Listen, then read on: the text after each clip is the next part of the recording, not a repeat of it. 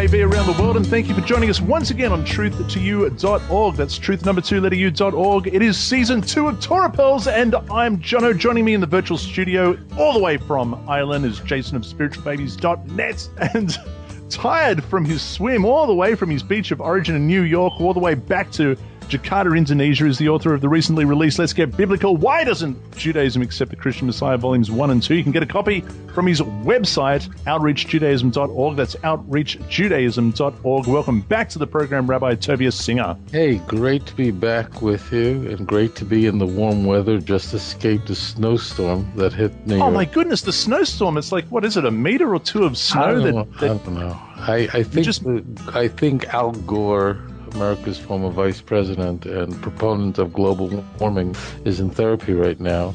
There's probably, it really was cold. You know, I'm not, look, people may think I'm something fancy and not. I'm not. I don't take risks. I don't like fancy weather. If I want to take a risk in my life, I get on a rocking chair and that's it.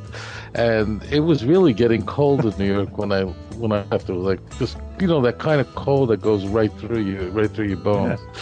And boy, let me tell you, you know, I took off, the plane took off out of Newark on the 17th of this month, on November, and landed on the 19th. Like the 18th, November 18th simply evaporated from my calendar. Landed on the 19th in Jakarta. Just the whole day. Yeah. And it was like 1 in the morning, and I'm guessing it was about, I don't know, 90 degrees, maybe 29 Celsius. I mean, but humid. It's like that humid steam bath. And I'm going, wow, I guess this equator thing was really true. Did you learn about equator? I did.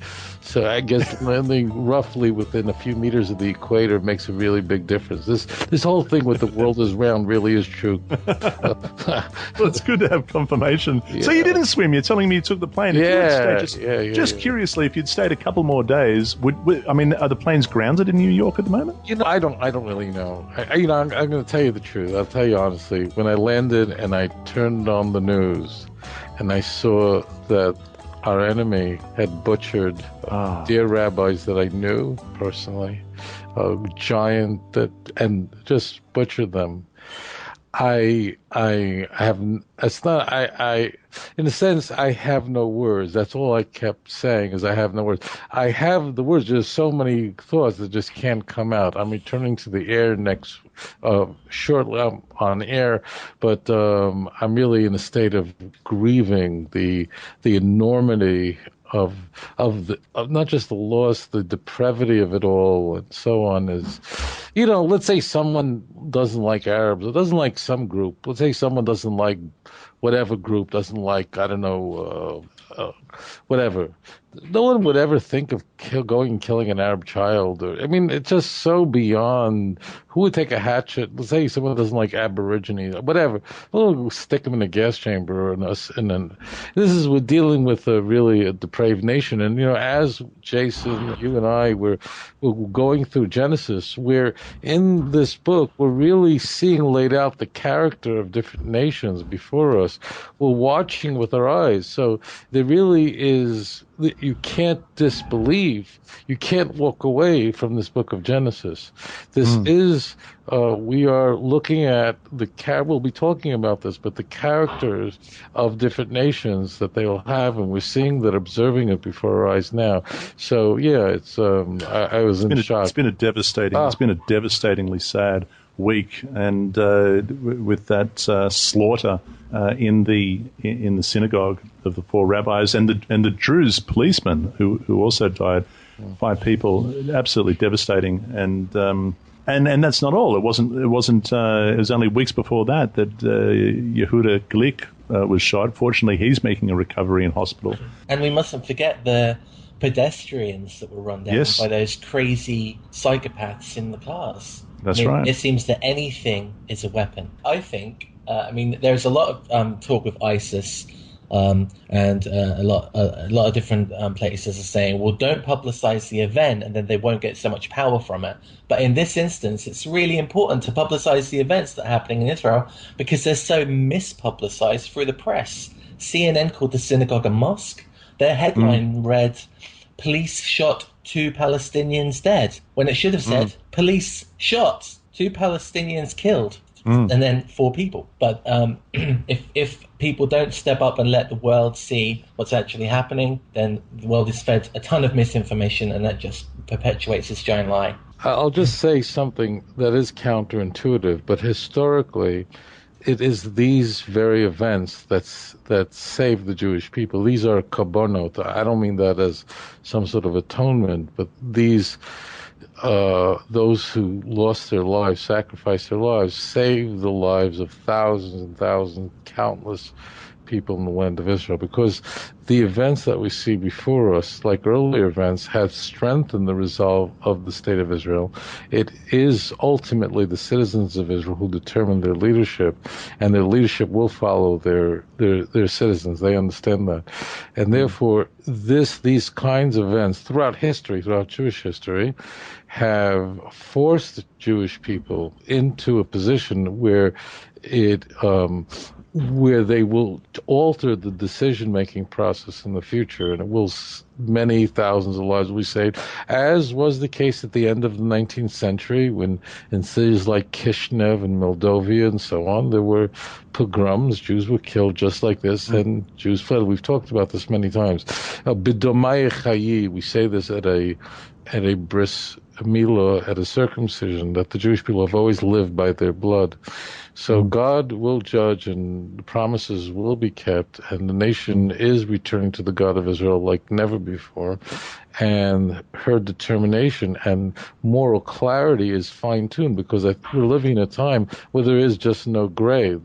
We have very much a good and evil. That's what we see before. That's what's set up. It's just good and evil. There's no gray here. That's so true. There's no gray. And so it's been a challenging week for Jews around the world, certainly for Israel and Jews in Israel. And this is a challenging Torah portion. There's a lot that we can take out of it that relates to what's going on.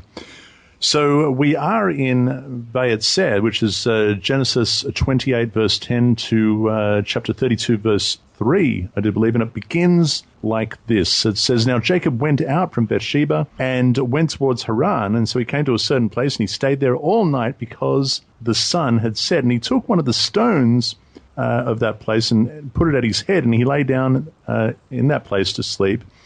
And then he dreamed, and behold, a ladder was set up on the earth, and its top reached to the heavens, and there the messengers of God were ascending and descending on it.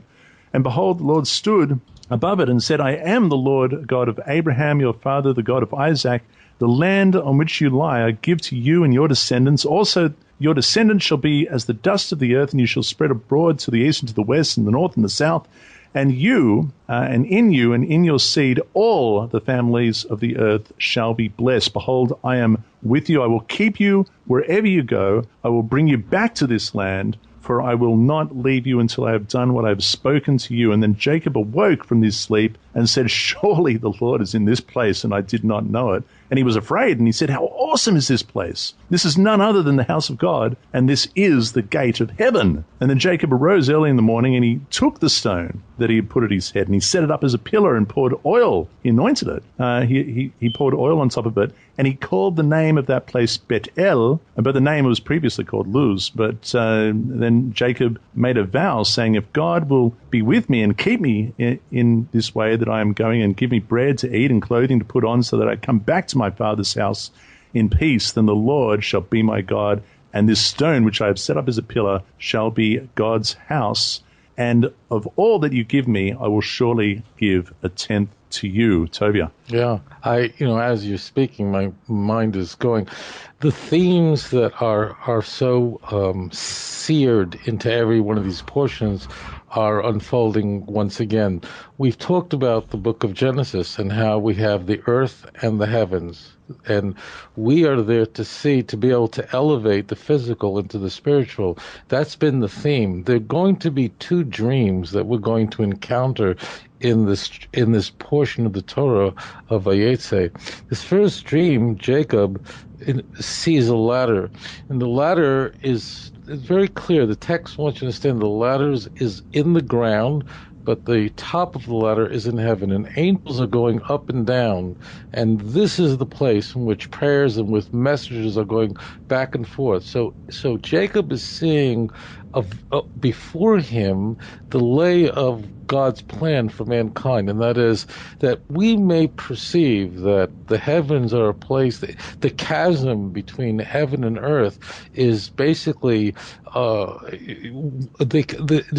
breach is too great to be connected, and the messages in this fabulous dream, perhaps the most famous of all, and that is, no, there is a direct connection between earth and heaven, and you can connect them. That's very important.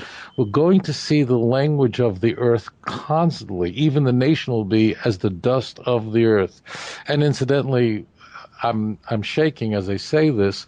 Before Isaiah 53, we come to Isaiah 52, where we're talking about Israel in the singular as a woman, and the text says there, Uri, arise. In verse 2, it says, shake off the dust from you and sit, you daughter of Jerusalem.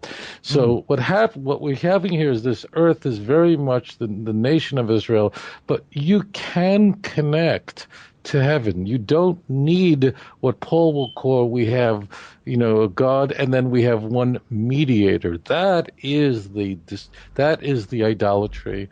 Maimonides asks a question in his most well-known philosophical work called Moreh Nevuchim, the Guide to the Perplexed. And he asks the question of, how did idolatry start? I mean, after all, Adam, Eve, they may have made mistakes, but they knew there was one God. What happened? I mean, and what happens is that this is precisely the problem, that people believe that they cannot approach God. That God is so great and furious and mighty. We are so filthy and worthless. We're nothing. We're totally depraved. We need a mediator between us. So the beginning of idolatry is really not perceiving the message that has been being conveyed here. And the conveying is that the physical and the spiritual are deeply connected. We're going to get to it, I know, but I have to juxtaposition the two dreams. There's going to be the dream later on, and the dream later on, this is so delicious. I'm on air, so I don't want to cry. The dream later on is going to be precisely the same vision, and that is that Jacob is going to figure out that he's got to leave Laban's home. There's a transition where Jacob has realized he spent too much time in Laban's house and he's got to get out. And the question is, what exactly prompted this? The text sort of puts it in, but what happens is a very strange thing, and that is we're told about the dream after the dream. I mean, the text reads through, and then afterwards, Jacob describes the dream, which actually we're never told about. But in the dream, he sees the cattle. That means he sees the materialism, and he knows he has to get back to the land of Israel. So in the land of Israel is the place that is sacred, that is holy. This is the place of Mount Moriah, which is brought into view. This is the place that all the prayers flow through. This is the place that all the messengers go up and down. This is the place that heaven kisses earth. We will be, with God's help, in the land of Israel on a tour. And you'll actually see this quite literally when looking at the mountains that surround Jerusalem. And you can actually see that literally they're the mountains, Mount Zion, Mount of Olives, and you have like the neck and the shoulders, and that's Mount Moriah. And according to Jewish tradition, I should explain, there are a lot of anomalies here that are only perceivable in the Hebrew, not in the English. Well, one of the strange things, of course, is Bet El is a bit north of Jerusalem. So what's happening here is that Jacob is somehow he's in Bethel, and in fact, there is a tradition. That means when we're doing the tour, what I'm going to show you and what the guide is going to show you is what we know for sure. I will say to you, there's a tradition, this place is this. There is a tradition, we have the place where Jacob actually had the dream. It's right outside the Jewish community in Benjamin, which is the north. It's only a 40-minute drive. But it's interesting that if you look at the language is literally the land, Vayifka, the land literally came to him. Literally, so there's a tradition that literally the land collapsed, which means he's in Bethel, which is about 40-minute drive from Jerusalem. So you have these two places, and what's happening here is literally the land is collapsing, and Jacob is able to, in a dream, it doesn't have to physically happen, but in a dream, he's able to see everything that's going to happen, everything that has happened, everything will happen, is saying, no, you can do it. You can connect to God through the physical into the spiritual, and that chasm is not too great for you. The law is not too far off that you say, who will go over the ocean to bring it to me? It's not in heaven that you say, who will bring it to us? It is near to you. You can do it. And of course, that text is going to be surgically molested. I'm using strong words because I'm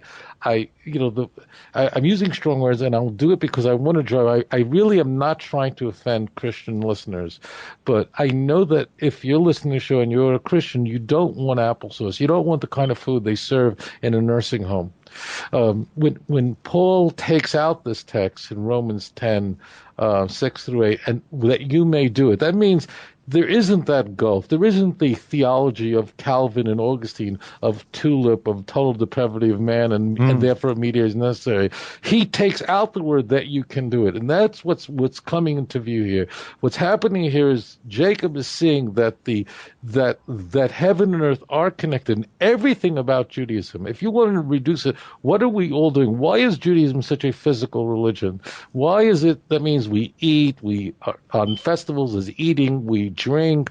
A lot of people convert to Judaism and they go to synagogue for the first time in their pursuit of being a Jew, want to be part of the Jewish. And one of the strange things they see is we drink wine. They're shocked that the people who came from some Baptist background where alcohol was forbidden and Jews are having a little schnapps. I never saw alcoholics when I was growing up. But the key of being a Jew is taking the physical and raising it up to the spiritual. And God is so accessible, he's right there. And if you believe that you cannot connect to God, that there is no ladder, then you really do need another God that's going to intervene. And that's what Christianity really is. It's saying that you can't, that's not just Christianity, that's the whole Greco-Roman world. Sure, Jupiter or Zeus is up there, but no one prayed to Jupiter or Zeus. So they're basically the equivalent of Roman and Greek gods. But that's the big God that created the whole universe. What we see, if I may, is really a Gnostic. I'm going on here, but this is so important. When you see Paul preaching, as an example, that it's best to be like me. Paul apparently was never married. And he's saying that the ideal is to not be married, to not indulge in intimacy. You're going to see throughout this chapter that Jacob is looking at Rachel and he saw her beauty and he wanted to take that beauty and serve God with that beauty. Why is there such an emphasis placed on the physical beauty of the matriarchs?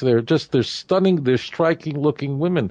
Well, was Jacob really just blown over that Rachel obviously was very attractive? Sarah, obviously a very, very beautiful woman. But really, what is being conveyed in all these chapters that these women are so beautiful? Why aren't the patriarchs higher than this, that they want more than just a very, very attractive girl? What's happening here? No, what they're doing is they're taking the best and they're saying, I want to build a Jewish home. That means take something beautiful that's physical, and I want to raise up this physical attraction that I have, and I want to serve God with it. Heaven forbidden, one should say, that intimacy with a wife is forbidden. These are the ideas that have poisoned Christianity. And although Christian scholars will tell you that Gnostic Christianity and Marcionite movement, which are different, but there are things in common. The subject is too complex to go into now. But these ideas preached in the church were that basically the physical world is not the best thing, and that's why the celibacy. People think that celibacy began 1,000 years ago.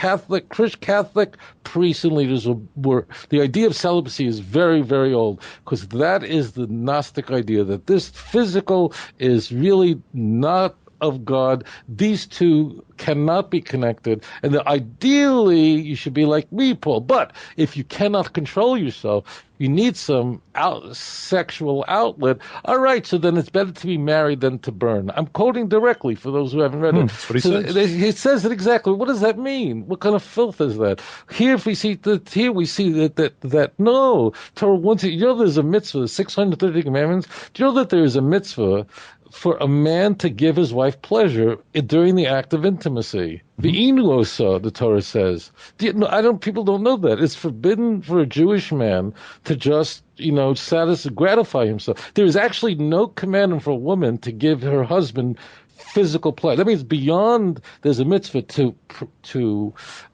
be fruitful and multiply. That means that is a mitzvah to actually have children. There's actually a unique mitzvah. It's one of the 613 minutes to give your wife pleasure. A Jewish man or a child of God is not, you don't just pop in and say, I'm going to do what I need to know. You must bring your wife physical pleasure. What is that? What kind of God is that? He's saying, well, Hashem created that. Hashem made it delicious. Hashem made apples. Why does he give us 40 different kinds of apples? Red, yellow, one apple? No, Hashem wants to take the apples. Thank you, Hashem, for all these different apples and pears, so many types. Look at this. I'm going to serve you with this. I'm going to serve you with this intimate relationship with life. I'm going to take this glass of wine. I'm going to sanctify the Sabbath. And that's everything that's happening there. So therefore, there's so much to say. I'm on the verge of tears. I'm probably emotionally, obviously, we all are very emotionally spent. But that's everything here. Now, we are also we're going to observe the characters that are coming to play. Maisa of a simon Labanim. If you don't know that, then you're wasting your time. And that is, the events that you are observing here are a signpost up ahead for what will happen to the descendants. All the blessings. Genesis is pregnant with blessings. People blessing people, saying words, calling people certain names, changing names.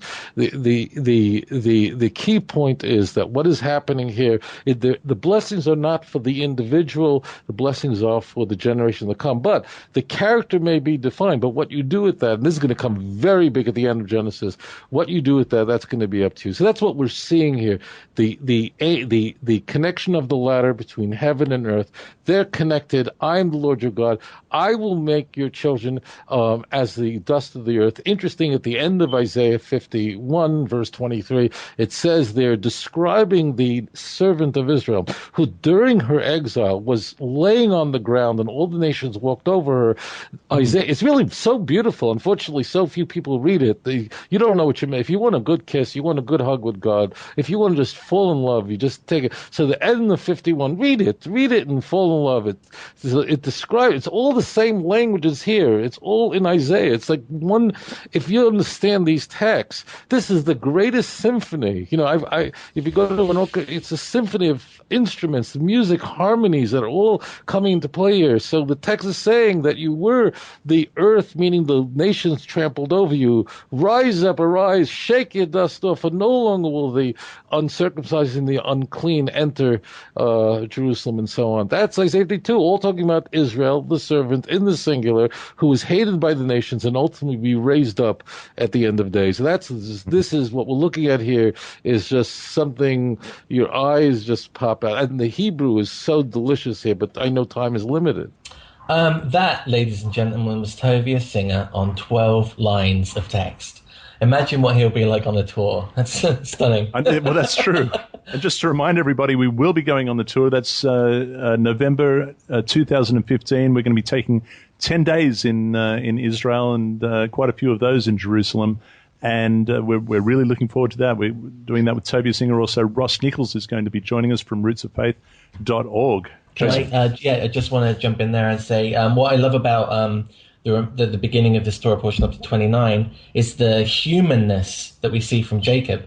So here's Jacob. He's is a bit insecure about his relationship with his brother, and he leaves the place where he is, and he has a sleep. And during the sleep, he's given this amazing, awesome image and this amazing, awesome dream, and it's just for him. There's no one else around. And then he wakes up and he says, surely this place, surely the Lord is in this place, and I knew it not, which for me raises questions of was because there is a perception that God only lives in certain places, and I think that was maybe a traditional perception at that time. Now people tend to either believe that or that God is omnipresent, but in this instance, Jacob really wasn't expecting to find God there. And so he's seen this amazing thing. He admits that God is there. He names the place that God is there. But then he says, if God is with me and will keep me in this way that I will go, will give me bread to eat and raiment to wear, so I get back to my father's house in peace. And then the Lord shall be my God, and this stone which I have set up as a pillar, and the rest, and I'll give you a tenth. So even after everything, there's still a part of him that wants to make a bargain or a promise.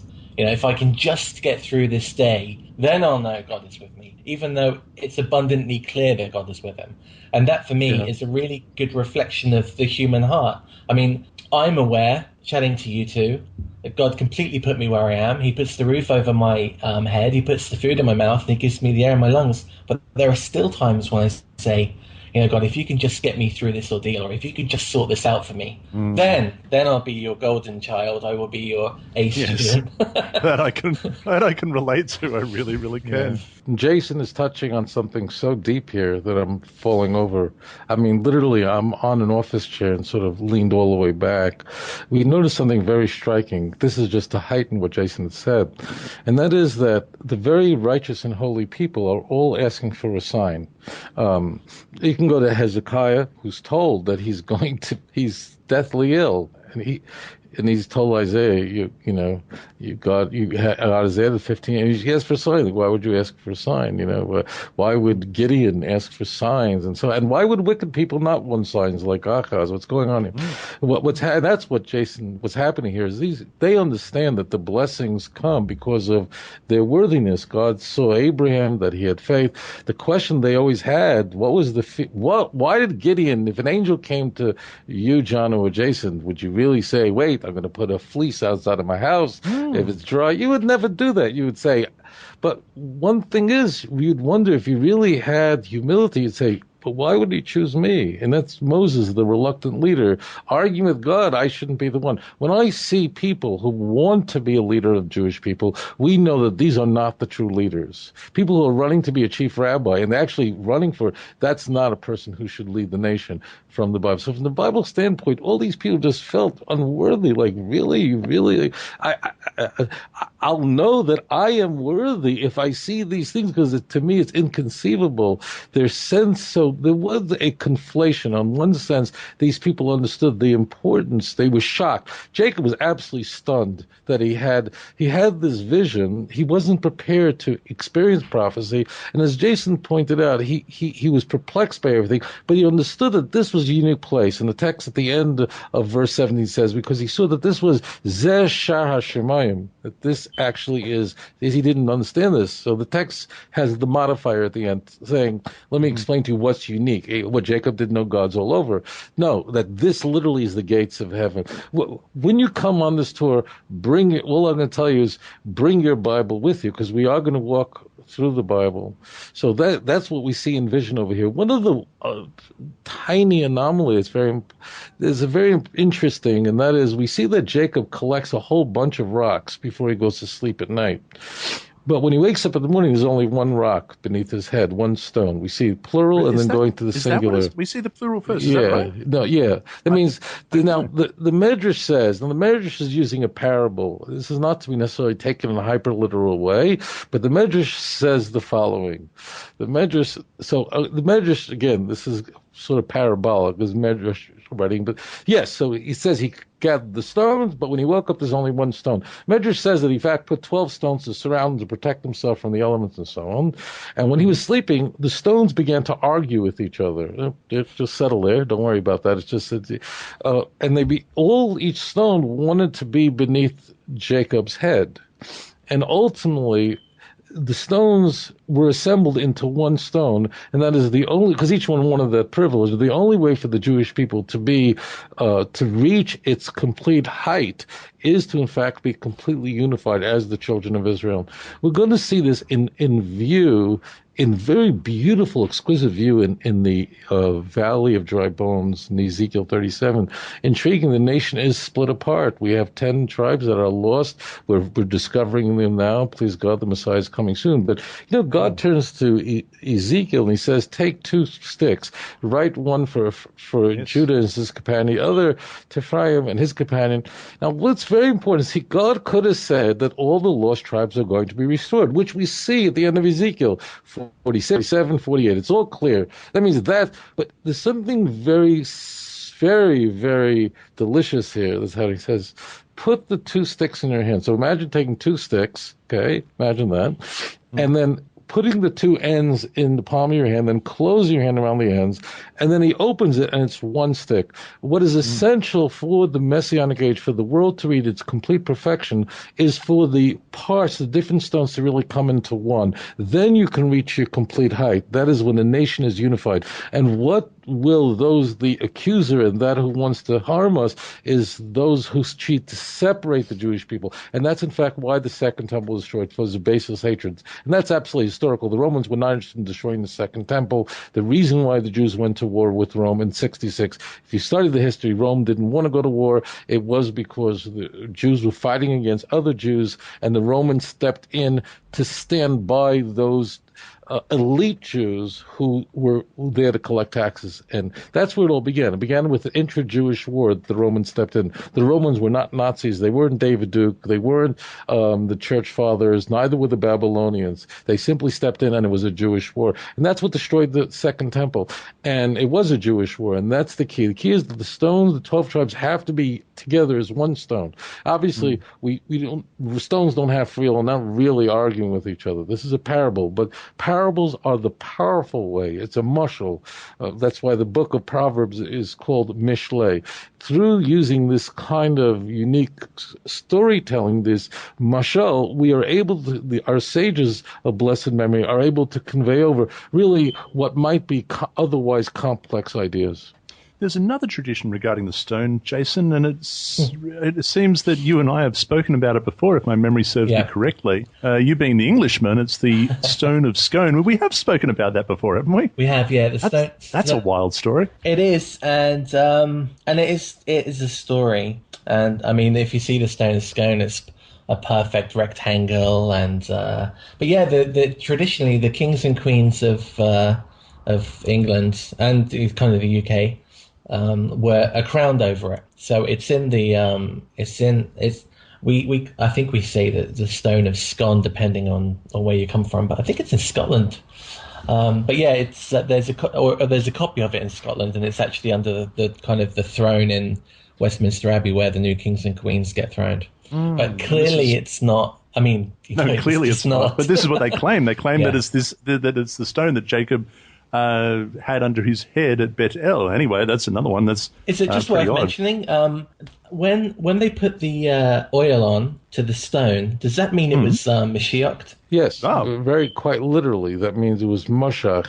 Mashach means the Hebrew word there is not Mashach, but he poured oil over, but that means to anoint. That means you're taking something that is the physical, and now I'm going to elevate it, and I'm going to pour oil over it, which is the very best of the to take like olive and actually extract the oil. You're really extracting the very premium part of it and pour it on it. That's how you consecrate it, and that's what's happening. Vayetzei shemen al roisha, on its head. Now it's a stone that stands out. Now it's a stone that's set apart, if you like. And this is the first time we see this an anointing occur in the Torah.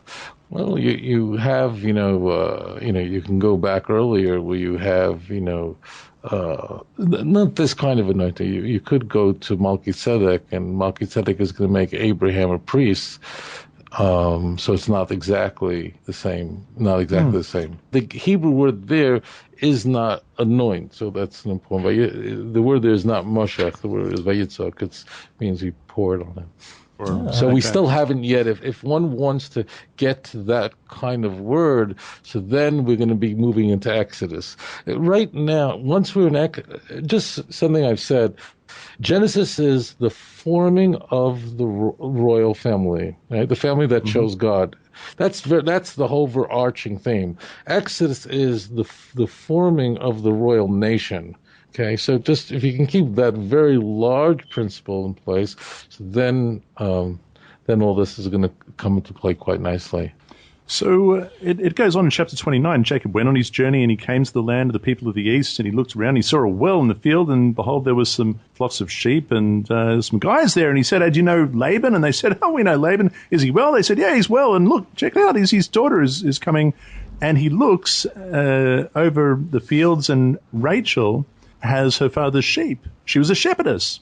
And it came to pass when Jacob saw Rachel, the daughter of Laban, his mother's brother, and the sheep of Laban, his mother's brother, that Jacob went near and rolled the stone from the well's mouth, and the water flowed and watered the flock of Laban, his mother's brother. And Jacob kissed Rachel and lifted his voice and wept. And Jacob told Rachel that he was her father's relative and that he was Rebekah's son. So she ran and told her father. Then it came to pass that Laban heard the report about Jacob, his sister's son, and he ran to meet him and embraced him and kissed him and brought him to the house. And so he told Laban all these things, and Laban said to him, "Surely you are my bone and my flesh." And he stayed with him for a month. Do you think there was some memories going on for Laban when Eliezer came to yes, Rebekah? It means he expected. Laban is really, in classical Jewish literature, considered the most evil of all. Oh, really? Yeah. Yes, yeah, very much so. If you take the name Laban is very much like the pig, who has the outward appearance of the word Laban means white. It's a very simple word. But behind it is something filthy, is a novel, and that's why if you take his name and just read it backwards, that's what you have. Novel means a shyster, a filthy shyster. Really? So you just slam it backwards. He's the ultimate in evil because we're going to see this throughout this portion, that he is the person who's going to use deceit. Like the pig. Why is it that the pig, and we see this is not just our own culture. In the Bible, the pig is like the absolute symbol of everything that's unkosher. It's because the pig, we're told in Leviticus 11, is the only animal that has split hooves but doesn't chew its cud. Outwardly, it looks Lavan. Outwardly, it looks white. Outwardly, it looks blemishless, but actually open it up inside, and you'll see it in fact does not chew its cud, and therefore it represents everything that's filthy, everything that's odious. That's exactly what Lavan is. If you pay careful attention as you go through the text, and you'll see that Lavan has an excuse for everything, that his intentions are best. And an argument could be made, could be posited, advanced at every segment, that Lavan is in fact acting out of an altruism, out of goodness. His arguments with Jacob, his reasons, we'll get to that in a moment, all have a reason to explain, but the man is a liar, and he's trying to seduce you and ultimately take what he has. Lavan, now, there is one other point I must say, and that is, when you, the listener, were listening to Jono read the text, you must have been going, why Jacob is doing all these things here with the stone that's so huge. This city he went to, we're now in Syria, okay? That's where we're in a place, that's a place of Aramaic. We are in modern day Syria. That's where we are right now. Why would the people have a stone so big and heavy that a person can't take it? Jacob was able to somehow do it, but why was it so large? It needed a lot of people to take it because they wanted to make sure that no one took from their well. What is being conveyed here? I mean, look at verse 10. In verse 10, we have 3 times in one verse that tells us that Jacob is doing this, that in fact it is because in the merit of his mother, not because of its Lavan's well, but it reminds us 3 times, it's completely redundant, that Laban is his mother's brother. The reason this is being driven in constantly, because it's just nonstop, is understand that everything that is happening here is nothing to do. Jacob's going to see right through Laban. That's going to be, of course, the end, and I don't want to get. We'll get there. But what's happening is Jacob is doing everything in the merit of his beloved mother, who in fact his mother knew the truth. So everything is happening in the juxtaposition against people who are acting in truth, who understand, people who are acting completely evil. Laban is absolutely evil. In fact, in the Haggadah, Laban is the worst. He wanted to absolutely uproot the nation of Israel completely, and he does it through deceit. We are Israel's friend. We are your friend. We're just working to work with Iran, and don't worry, we are Israel's best friend in the world. And then we have this article coming out in the Atlanta Journal, published, where a very high up official saying, actually, I'm not going to get about. It's not important what he said about Bibi, but the key is the Obama administration official said that, in fact, 3 years ago, Israel could have destroyed Iran's nuclear weapons, and now the assessment is it is no longer possible. What does that all mean? Now, all this time is being by Laban, meaning this is what's going on here, saying this is how the enemy works. Sweden is not relevant. It's the one who says, I'm your best friend and we have a bond. That's the one that really is the one you have to watch out for. Because, and then now, people all miss this point. That means the American administration understood very well that it was doing everything possible to prevent Israel from taking away Iran's nuclear program. And therefore, when America's saying now it's irreversible, Israel can't do, that's the key point you need to take away. That is the plan. Now, God will stand with Israel, but love on white, but go backwards. Novel's, by the way, name of a guy we're going to see in Samuel, who's a nasty fellow. He's married to Abigail, and all that unfolds. Ah, that's right. Yes. That's the word novel, a maneuver.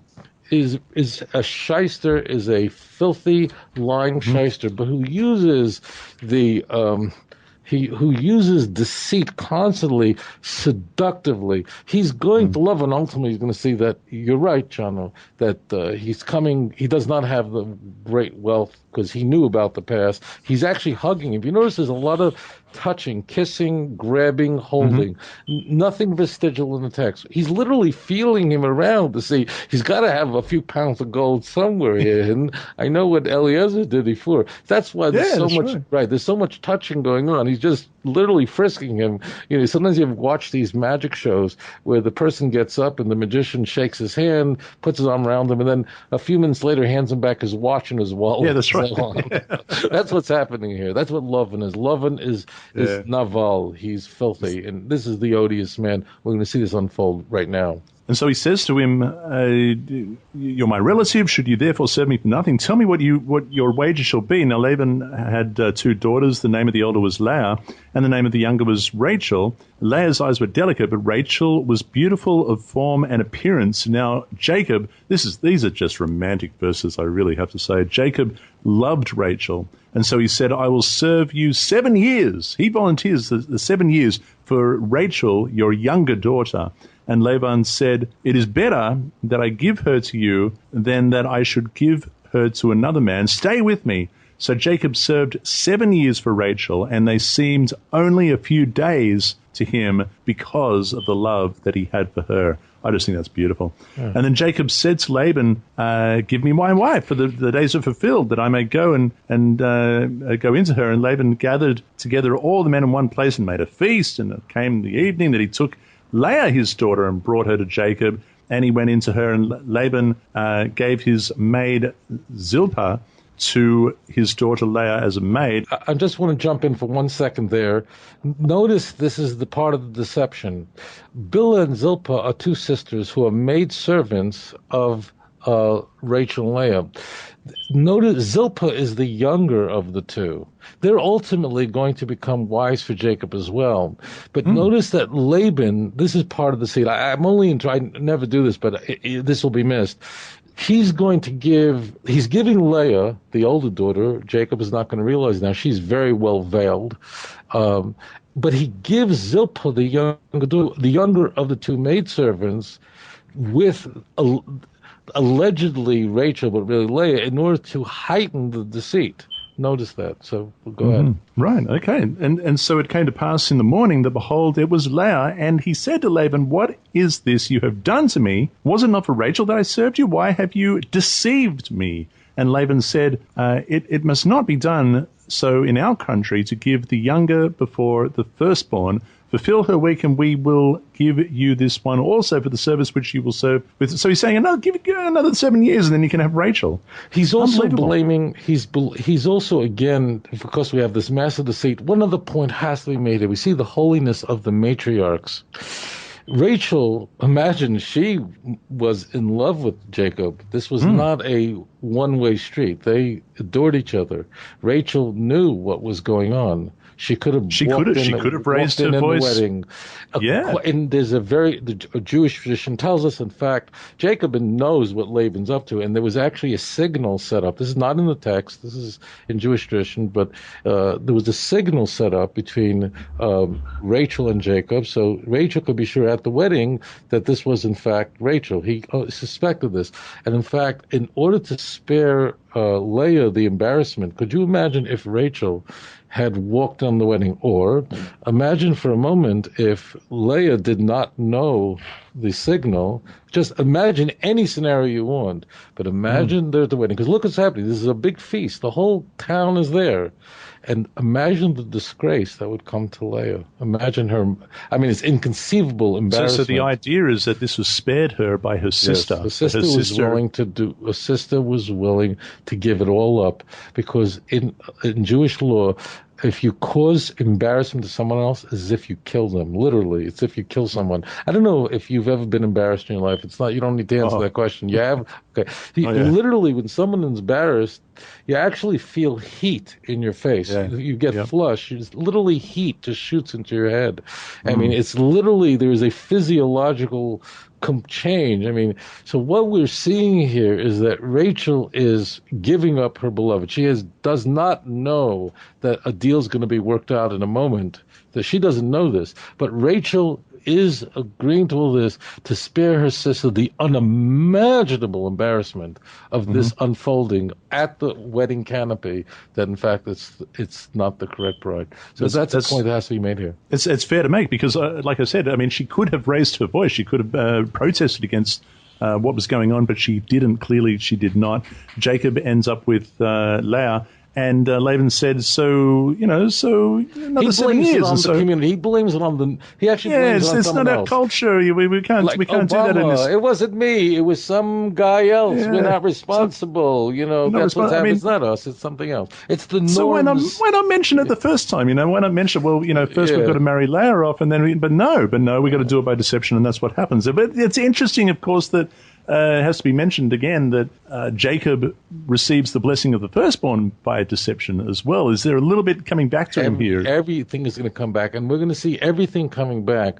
In fact, we're going to see that, in fact, Jacob did leave his family for 20 years. Now, there was an additional 22 years. There was an additional 14 years that he was studying. But he in fact, abandoned his family for 20 years. And in fact, there's a humiliation that he brought to Rachel later on. We're going to see this come back to Jacob. And that is that there will be a day, not very long, not far away from where we are right now, that Jacob is going to think he's standing in front of the vice president of Egypt and he's going to be humiliated in front of his own son. So, and in fact, the distance of time of how long he went without seeing his son Joseph is the exact same distance of time that his parents didn't get to see him. So that's why the Torah is going to give us time zones here, because the Torah is saying these are all connected.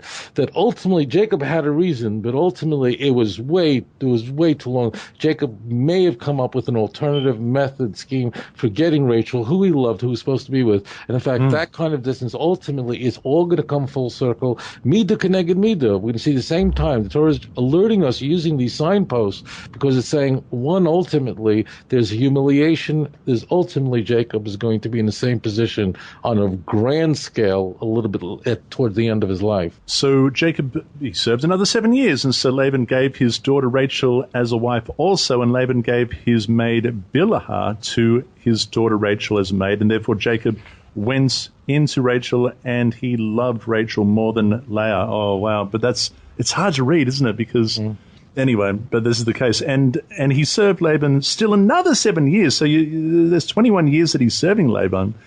And the passages that follow, goodness, boy, I tell you, Jacob's pretty busy. But here we have the 12 tribes. Do you want to summarize this for us, Tovia? Well, we're going to see Leah is going to produce half of the tribes of Israel. We're going to see, I mean, that's what's happening here. God has opened her womb, and she is so grateful to Hashem for the children that is being given. And she's going to ultimately, we see the position. I know what's troubling you. I know your pain.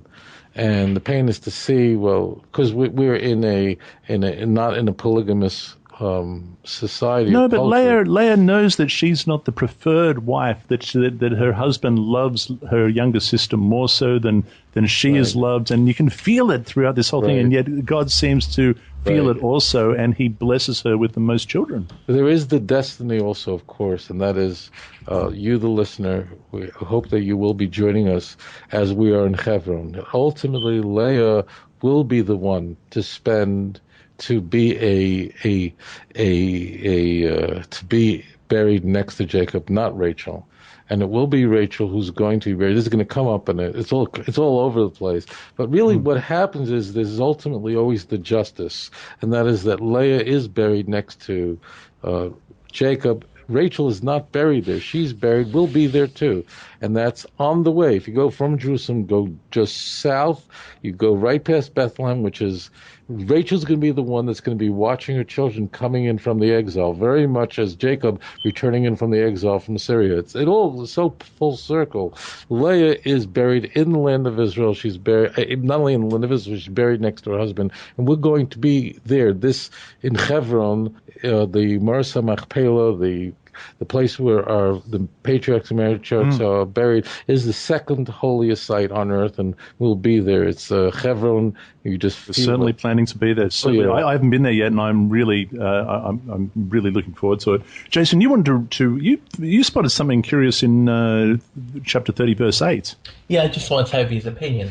In verse 8, it says that. So we've gone through this adoption process of having the people give birth on the knee, which is kind of an adoption thing. But then in verse 8, and Rachel said, with mighty wrestlings I have wrestled with my sister and have prevailed.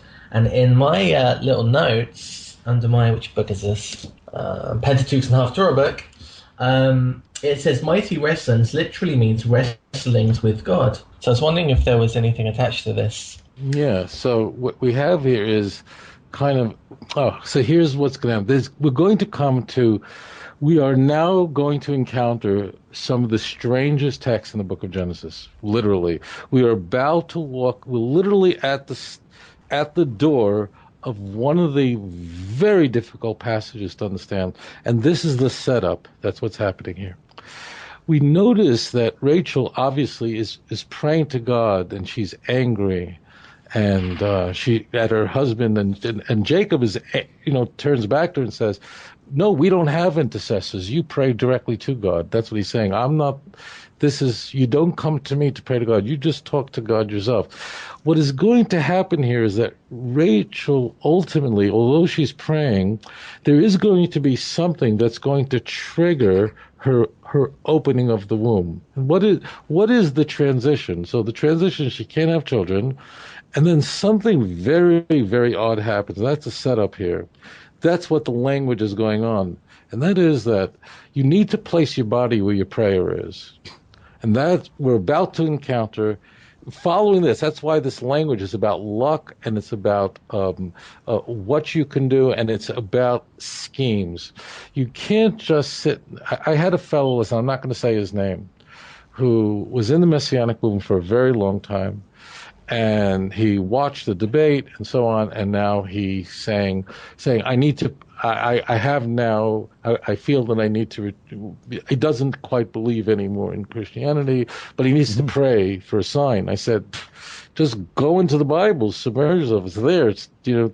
What will you do if Hare Krishna comes to you? When you become a Hindu? So you have to place your body where your prayer is. So you have to actually take the step. And that's what's going to happen now.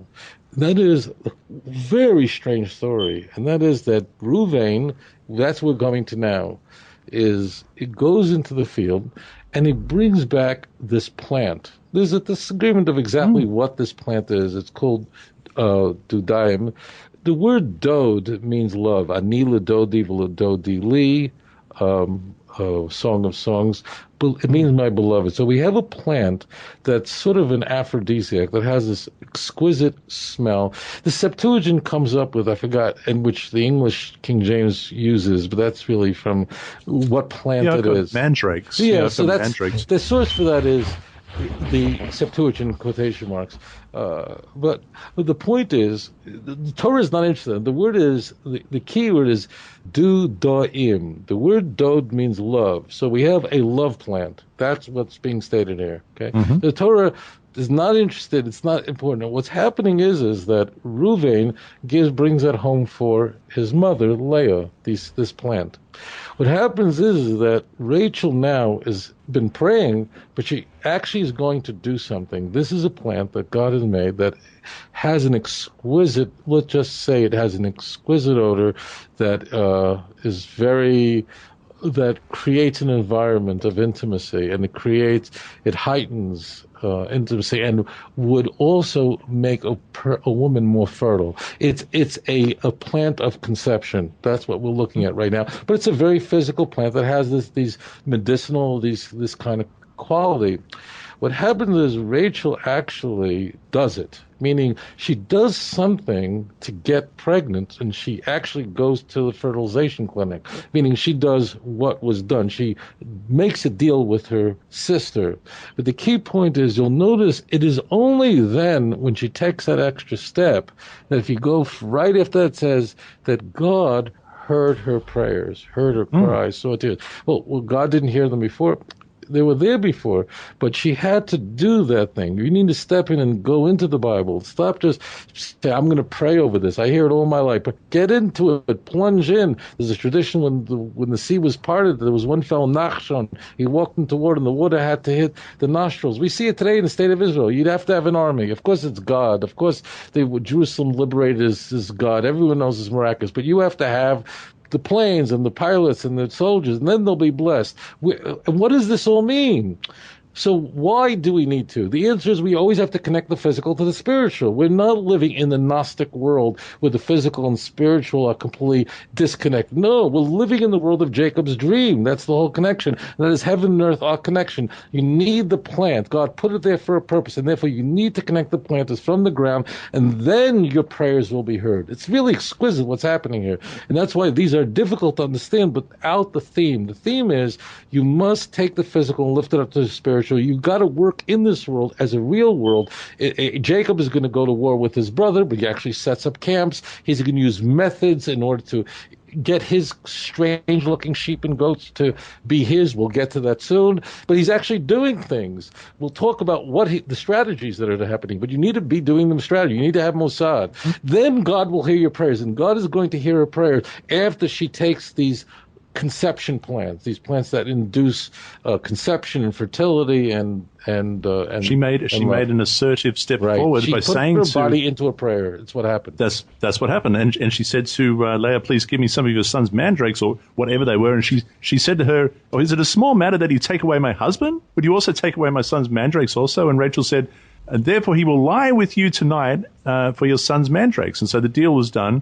And when Jacob came back from the field, Leah came out to meet him and said, "You must come into me, for I have surely hired you with my son's mandrakes." And so he lay with her that night. God listened to Leah, and she conceived and bore Jacob a fifth son. Leah said, "God has given me my wages because I have given my maid to my husband." And so she called his name Issachar. And then Leah conceived again and bore Jacob a sixth son. And Leah said, "God has endowed me with a good endowment. Now my husband will dwell with me because I have borne him 6 sons." And so she called his name Zebulun. And after that, she bore the daughter and called her name Dinah. And then God remembered Rachel. Right. And God listened to her. And Well, just a little point here. Zvulun locks it up. You have to understand there's a numbers issues here. And that is, if Leah would have had it, what suddenly is the daughter in there? That means you're stopping Leah from producing any more tribes.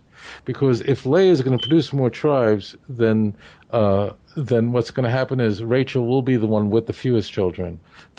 So therefore, it's stopped right there. It's sealed with Zvulun. You're going to have Dinah, who is the girl who's born, and that, of course, she's not going to convey over a tribal identification. So Leah stops short. She produces 6 of the 12 sons.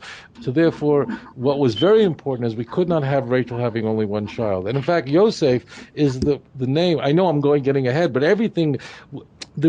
I'm not being a bad boy on air with you guys by sort of giving it away. I'm not cheating. What's happening is the text is setting, every text we have is setting up for the text that follows it. So everything's a setup for what's about to follow.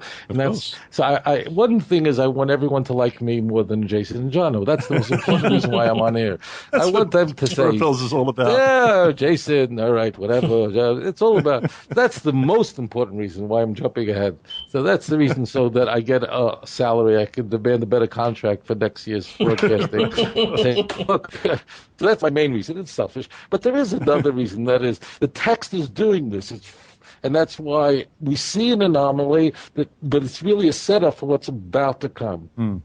And so and of course, this is God opened her womb. She conceived and bore a son and said, God has taken away my reproach of not having children, obviously. So she called his name Joseph and said, the Lord shall add to me another son. And now, this is interesting. It came to pass that after Rachel had born Joseph, that Jacob said to Laban, let me go and, let me start my own life and, my wife and my children, and we'll go and do this and that. And they're discussing this. And he says, look, let me just take the flocks that are, they would have spots on them, the spotted flocks, if they got splotches. They're not pretty. They don't come out. They've got these marks on them, and I take them, and you can have the whole colored ones. You got the beautiful herd and or the flocks of sheep and so on and so forth. And they make this deal, and what follows is something kind of like a science experiment, Tovia. Yeah. Now, I don't know if I've told you this, Tovia, but I have a herd of goats. I'm going to feel like getting on AirAsia and flying to you to see this.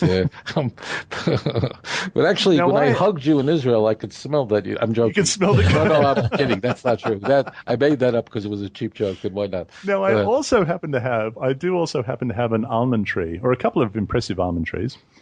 And I did do the experiment. We have the water trough there, and I thought, you know what, I will do the experiment.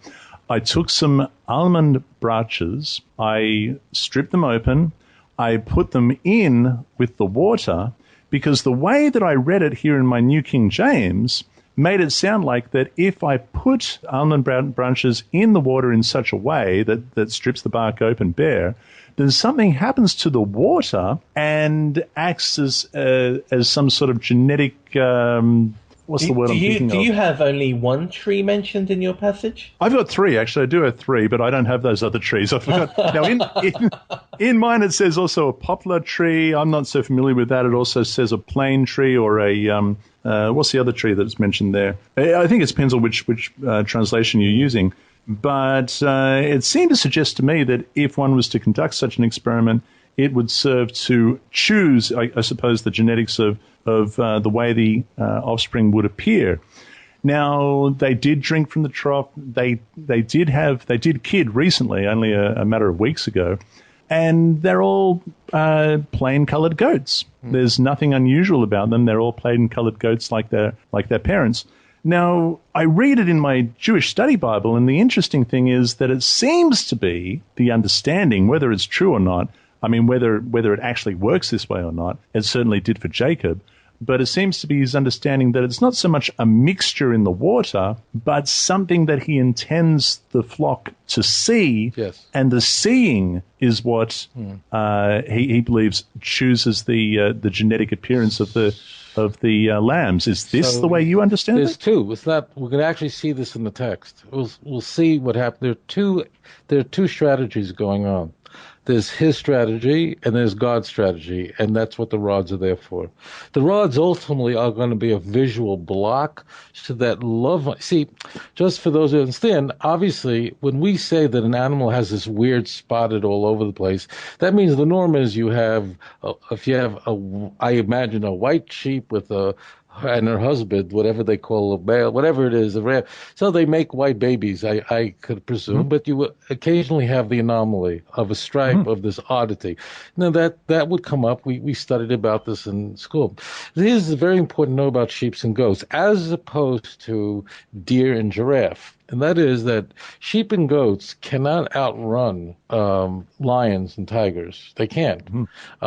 They just, if you look at them, these are not gazelles. These are not animals that could escape. So, but we know in the real world there has to be some sort of method that how do animals survive when they can't outrun what they do is they camouflage, and the ones that survive are the ones that look like what is around them, that appear like these environments around them. So therefore what would then happen is they would be better camouflaged. We're going to see later that really the purpose, although that's Jacob's strategy, that the animal, again, if you have a sheep that somehow looks like its environment, therefore it would be difficult for predators to find it. It would produce and Jacob is going to use this strategy to outsmart Laban. We're going to see that the benefit of all this really is not just to produce a lot of animals. We're actually going to see that doesn't work. We're going to actually see that what happens is he sees that the animals are constantly mating with each other, particularly these marked ones with the marked ones, and Jacob is brought to see these animals mate. I should tell you a very intriguing Talmud that says, in Jewish tradition, one is not supposed to look upon two animals mating. It's not one of the 613 commandments, but it's not considered a proper thing. That means, and we're supposed to learn from cats that mate in private. We're supposed to learn being modest and so on and so forth. So when Jacob is shown this strange mating going on, that means Hashem is intervening here, producing a lot of striped animals by actually having them mate and say, look what God is doing here. He's having the animals mate in such a way that would keep producing these anomalies, which means, for those who forgot what John just said a moment ago, the agreement was that if the animal comes out white or black or just a normative color, they go to Laban. If they come out strange and spotted, which is the anomaly, they be going Jacob.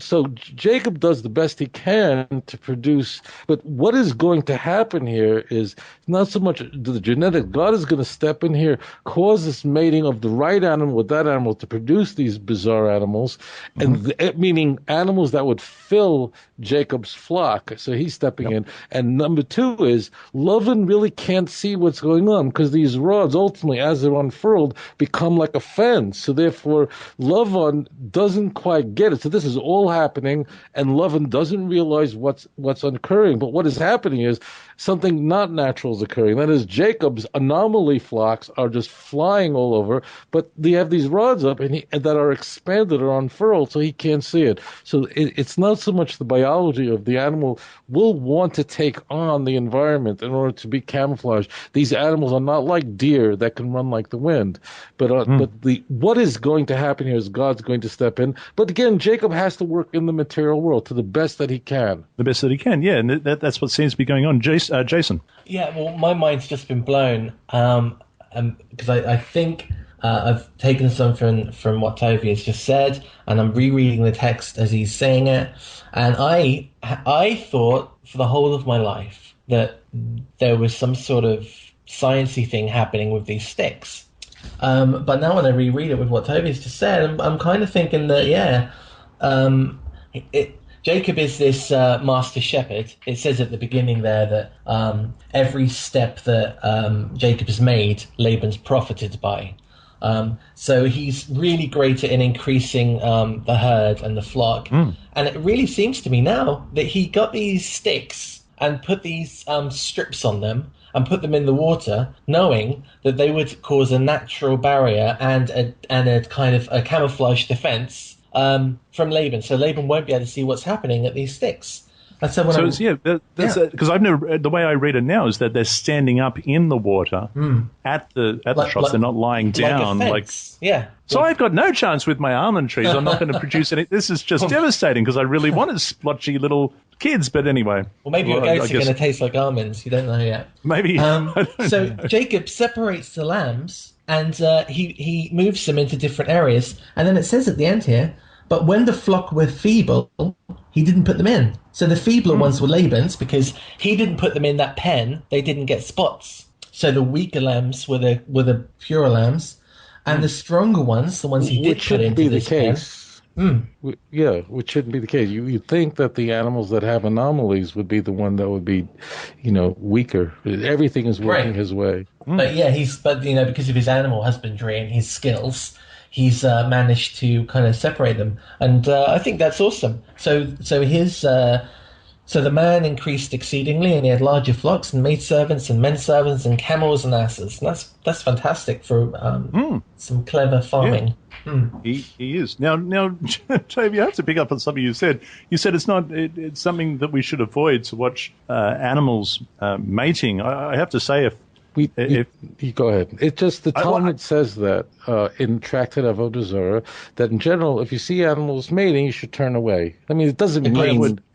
I would be spinning around here on the farm. I don't know what's going on with my ducks and my chickens and the dog and the cat and the goats and the sheep, but it's always something happening in some corner of the farm. And maybe it's because it's spring. Anyhow, let's move on.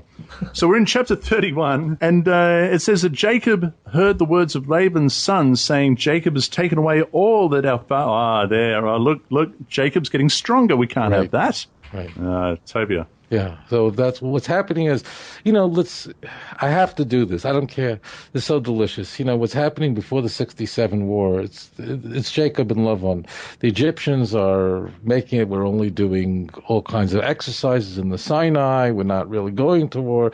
And Israel actually starts, on Levi Eshkol, when they see at the end that they have to go to war, they start making like they're not going to do anything. And then they strike. And what they do is they come in under the radar. The planes are flying. I spoke to pilots who flew in the 67 war, and they flew in exactly 7 o'clock in the morning, no radio contact at all, and they're flying these French Mirage jets, and the pilot told me, I've spoken to a number of them they were flying about something like 100 feet off the water, so not to be picked up by the radar. So, I mean, which is, the pilot explained to me that the amount of concentration you need when you're flying at whatever it is, I don't know, but let's say there's 800 miles an hour.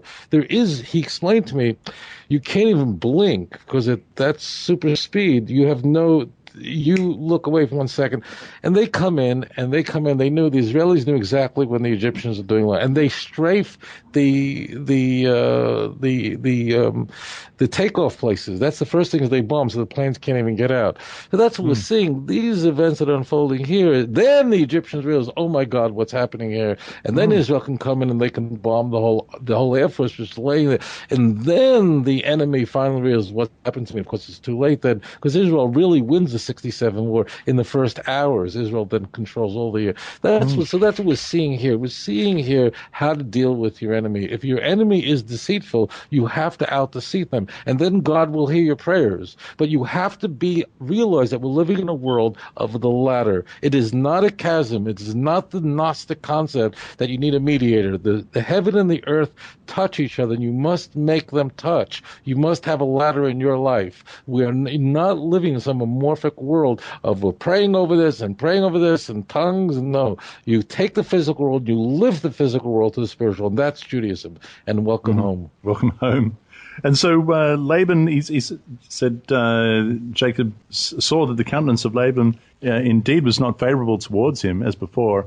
And the Lord said to Jacob, now's the time, sunshine, return to the land of your fathers with your family, and I will be with you. So Jacob sent for Rachel and Leah and to the field, to his flocks, and he said to them, look, your father's countenance is not favorable towards me as before. The veil is down. That means the veil's down. Yeah, that means they were kissing and hugging, whatever it was, but now everybody knows everything is going down. The relationship is now doomed. It's over. Yeah. And but the God of my father has been been with me, and you know that with all my might I have served your father, with all my might, yet your father has deceived me and changed my wages 10 times, but God did not allow him to hurt me. 10 times. And he said, thus, that the speckled shall be your wages, and all the flocks bore speckled. And then he said that the streaked shall be your wages, and that all the flocks bore streaked. And so God has taken away the livestock of your father and given them to me. Brilliant. But, obviously he's... Laban's pretty ticked off. And it happened at the time when the flocks conceived that I lifted my eyes and saw in a dream, and behold, the rams, and here we are, the rams which leaped upon the flocks were streaked, speckled, and gray-spotted. And the messenger of God spoke to me in a dream, saying, Jacob, and I said, here I am. And he said, lift your eyes now and see all the rams which leap on the flocks are streaked, speckled, and gray-spotted, for I have seen all that Laban is doing to you. I am the God of Bethel, where you anointed the pillar, and where you made a vow to me. Now arise and get out of this land and return to the land of your family. And then Rachel and Leah answered and said to him, is there still any portion or inheritance for us in our father's house? Are we to be considered strangers by him? For he has sold us and has also completely consumed our money. That he's consumed their money? Tovia, what does this mean? Yeah, that means this is very traumatic, because this means it's the end. This is the closing of the relationship. The big explosion is going to happen, but they're now wondering, remember, we're talking about property here. Does this mean that we are now severed completely? We're about to be cut off. Yeah, Laban would have killed. It's very important. Laban would have killed Jacob if he could, but God intervenes. When we see that kind of intervention, where Laban is made to understand, do not harm that man. Okay, so we see that kind of extreme intervention. We have a complete severing. Laban realized the game is over. There's a tremendous trauma here, where we're going to see what's happening, where Laban's own idols are going to be taken by his own daughter, and then we're going to see where Laban is going to try to destroy the Jewish people. And you'll see it in a moment spiritually.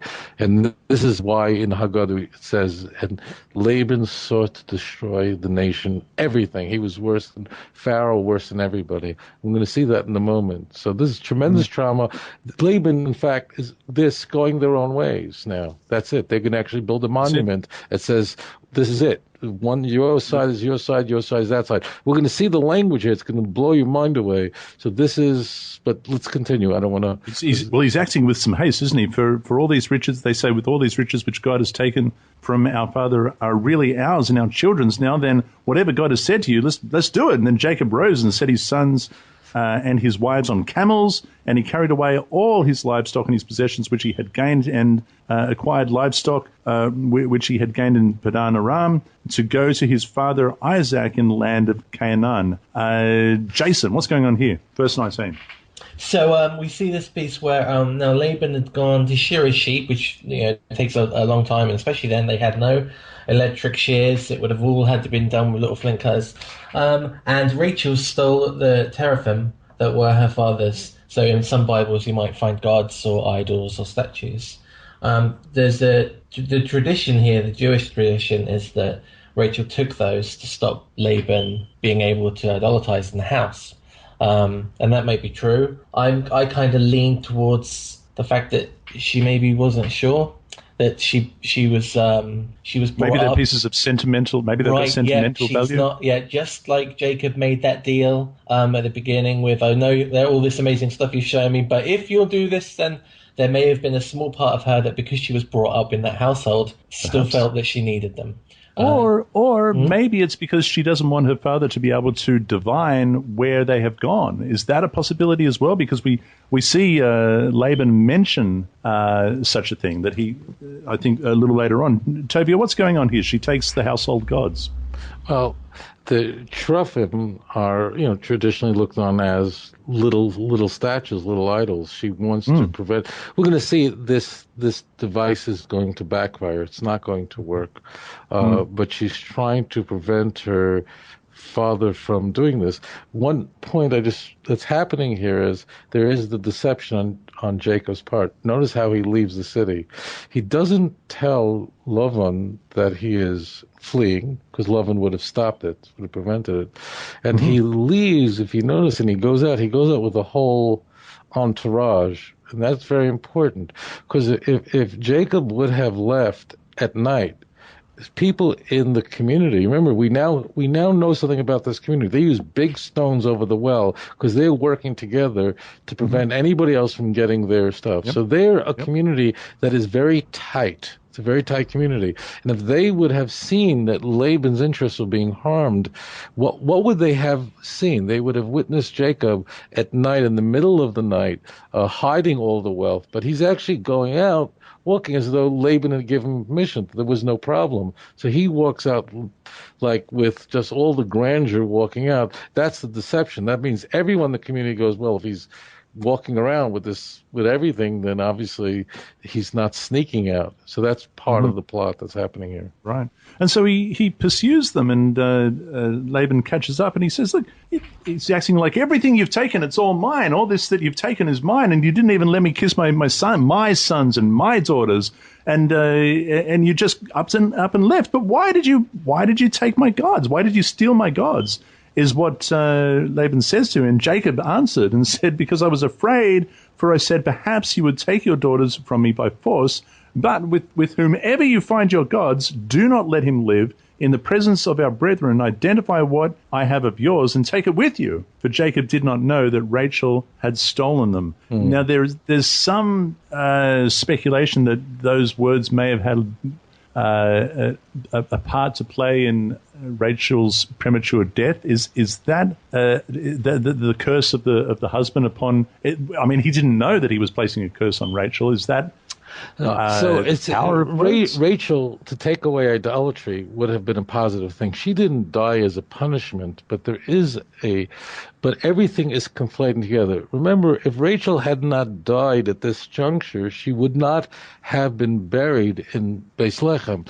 I mean, the text is very clear, so know that I'm not reading anything. She's buried in Beis Lechem on the road. In fact, we are going to go to Rachel's tomb. It's right there. I mean, on the road in Bethlehem. It's a place that's been... So what's very important is there is a prophecy, Kol Yomar Adonai, Kol Bromo Nishma. This is Jeremiah 31:15, which means what's really happening here is Rachel is placed there as a very important on the road, that she is weeping for her children and she will not be comforted because because they're not. That means that she's standing there waiting for her children to return. The holy Jeremiah, the holy prophet, is saying that, look, this woman who endures so much, ultimately you are going to return, ultimately you are going to come back. So when we do something, often we do something, we have to weigh a whole bunch of choices. Each one has advantage and disadvantage, and we choose one and one other suffers, but the best choice is what wins. What's happening here is everything conflates perfectly in God's world. Jacob uttered this out without realizing that Rachel was the one who took it. She took it for very good reason, and there is a concept that you don't let if you have a friend and you go to a party and your friend's drunk, you take away his car keys. And if he gets in the car and starts the car, it is morally correct to just reach into the car, grab the car keys, they do not belong to you, and run with them, not to let him drive. Okay? Sure. So that is a completely moral action on the part of someone who's trying to prevent somebody else from doing it. And that's what she's doing here for her father. She has to actually die. We're going to see this because she's not going to be buried with Jacob. She's going to be right there on the border, basically as a signpost, and we'll see that later in Jeremiah 31 verse 15. So I don't know that she's not dying as a punishment. That's what I want people to understand. She's not dying as a punishment, but there is everybody's signpost. A word goes out, a word means everything. A name means everything. Jacob is prophetically saying this. He doesn't realize it. That's what's happening here. She's dying because this is her time. Her life has come to an end. People are no longer... Lifespans are going down very dramatically to 120 as promised. So lifespans are flying down now, right? And I'm not going to talk about it now because this show's gone so long, but there's a reason why it doesn't happen suddenly. It's a natural force. So she's dying. She dies where she needs to be, exactly where she needs to be. But of course, Jacob sends out a word. He's a prophet. He doesn't realize that he's actually prophesying something that is imminent to happen, but it's not a punishment. Right. Okay. Now, you made mention that they set up a witness between each other, a heap of stones, a great heap of stones as a witness. I want to go to the names. This is very critical because and Jacob took a stone, raised it, and Jacob said, okay, so we have the stones, but look what happens here. This is really, Laban is now warned everything, but Laban is still going to try to destroy the Jewish people. I want to just jump to verse 47. I think it's Mem Zayin. Vayikra loy Laban. Laban calls the name Yigar Sohadusa. This is a very rare event, my friends, and that's Aramaic in the 5 books of Moses. Okay, so what now? Why Aramaic? Because Aramaic is a cousin language to Hebrew, but it is a conflated language from other Semitic languages. So what? Notice what's going to happen. We're going to see this tension happening. Laban is still trying to infuse Aramaic, which means in a foreign language. And so Vayikra loy Laban Yigar Sohadusa. That is, by the way, the aleph at the end, that's the definite article. This is a complete Aramaic construction. And it's hard Aramaic. Now, what happens? Now, normally when you have an agreement, that means we're agreeing on something, so you have to use the same language. I mean, you've got to have, you're signing off on this. But no, Yaakov says, Yaakov kara loy Galeed, which means the same thing. This mound is a witness. But he's going, no, we're Hebrew now. This is the Jewish people here. We're Aver. We're on the other side. This prohibition of not to walk past. Now, we're going to see something huge here, if I may, because we're going here. So what happens is, Al-Kain Karash my Galed. Next verse 48. The name is called Galed. It means Jacob insists Hebrew. We're not going to talk Merry Christmas. Now, if you think that's going to be more, look what's going to happen here. Just going a few more verses, and that is they're going to each call upon God to be as a witness. But look what happens here. This is what Laban really tries to destroy the Jewish people. In 53, it says, the God of Abraham, the God of Nahor, and the God of their father judged between us. And Jacob swore by the fear of his father Isaac. And then Jacob offered That's an explosion. That's an explosion. I don't know if everyone saw what happened here. What did Laban, that piece of filthy, that novel, that's who he really is. What is this piece of filth? This is the last moment. It was, that in World War II, at the end of the Holocaust, so the Nazis realized they were going to lose. Hitler realized he was losing. So he actually is pulling men off the front in order to go send them to Auschwitz because he didn't finish off the Jews. It really should have been the other way.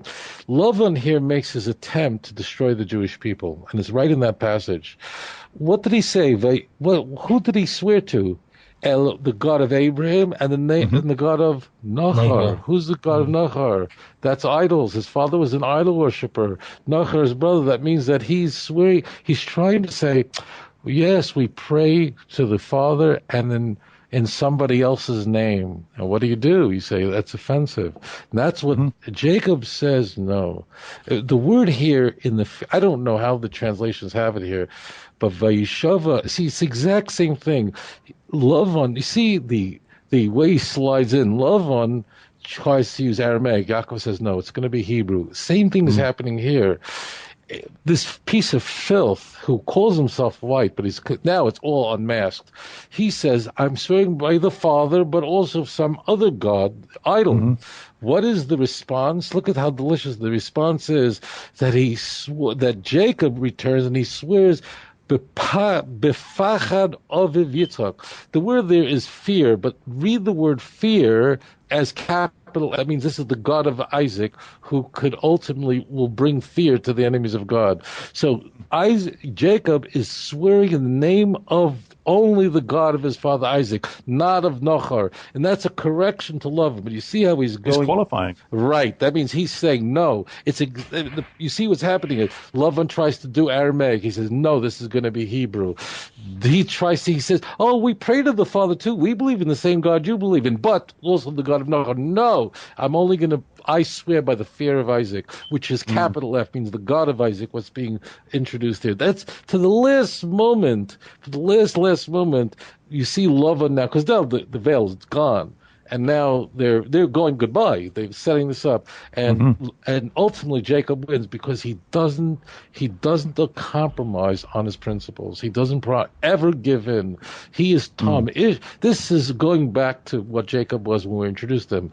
He was a man of Tom, who was perfection, and he was a man of the tent. He was a man who visualized the ladder between heaven and earth, and he knows that they're now completely connected. And ultimately, it's the God of Yitzchak, not the God of Nahor. That's what's happening here. Amen. And then Laban departed, and he returned to his place, and so Jacob went on his way, and the messengers of God met him. Imagine it. The messengers of God met him, and when Jacob saw them, he said, "This is God's camp," and he called the name of that place Machanayim, which is incidentally in Israel.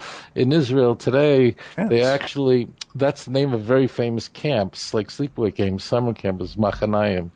But that's the name only in Israel. But so actually, the angels, so it's full story. He sees the angels going up and down, meaning connecting heaven and earth. And then at the end, he's coming in with the physical everything. He's made the physical separation, and he's greeted by angels, spiritual beings. It's all together, the physical and spiritual. Isn't it amazing, though, that, I mean, that's the way the Torah portion ends. I find it so curious that and that's all we have of that little encounter. He encounters messengers of God. He sees them camped, 2 camps, I think it is, 2 camps that are of messengers of God. And so he calls that, that's the camps. And then we move on from there into the next Torah portion. That's all. But camps, again, is what we have in view here is there's a temple of heaven, temple on earth. We see this in Isaiah 6. God is sitting on a throne. His robe is so long that God's in the heaven, but his robe goes down to the earth. I can't go into 1 Chronicles 26. It's way outside of the scope of this program and time. That's everything is about. There's a heavenly temple and an earthly temple, and they have to be in synchronization. There are angels that work outside the land of Israel. We'll see this in Daniel. They're assigned to outside. They escort Jacob to the boundary. But we have camps because once Jacob steps over the line into the land of Israel, he's now welcomed by those angels who are assigned to the land of Israel. That's what's happening. It's just an like you ever watch a fireworks thing, and at the end they have this the big crescendo. Slow ride. Yeah. That's what's happening here. It all comes together.